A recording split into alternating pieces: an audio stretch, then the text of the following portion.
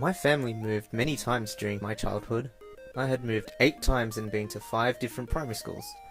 My story looks into my childhood memories of moving in order to explore continuity and change, how my parents over time saw the need to move and how our lives were affected. My parents moved to Sydney from Harbin, China when I was 1. They wanted a better life, so they sold everything they had to come here. My first house was my dad's oldest sister's house. There were 10 of us living in one place. Everyone had responsibilities. Not long after coming to Sydney, my mum found a job and my dad studied to improve his English.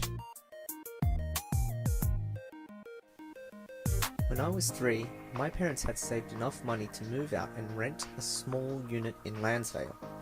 We also had enough money for a car. They liked the area because the Cabramatta area had a huge Asian community.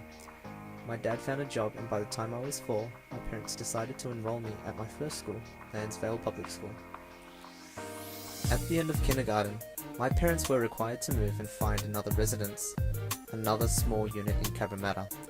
My parents worked and I went to school. Even though we had a simple lifestyle with simple meals, we were mostly happy. My second school was Cabramatta Public School, where I attended Year 1. When I was 5, my mum was pregnant with my little sister. We decided to move and look for a bigger place. Lucky for us, my auntie and uncle from Fairfield Heights were moving to Adelaide for a year. This meant that we could reside at their house for a year and house sit for them. We took this opportunity and lived in Fairfield Heights once again. This time I attended a Year 2 class in Fairfield Heights Public School.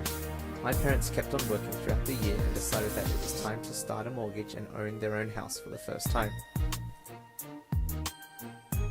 When my auntie and uncle came back, we had found a house in Amber Vale near Campbelltown. It was the only place that we could afford. My mum studied to improve her English while my dad worked. I spent 1.5 years in Amber Vale, attending Year 3 and half of Year 4 at Thomas Acres Public School. It was until now that I picked up my academic skills. I was motivated to study hard. My dad worked long and odd hours, which affected my studies. My neighbours were also a distraction, calling me out to play every day until night. For this reason, we sold the house and bought a unit in Liverpool halfway through Year 4. My dad wanted to keep me motivated as soon as he found out about selective schools.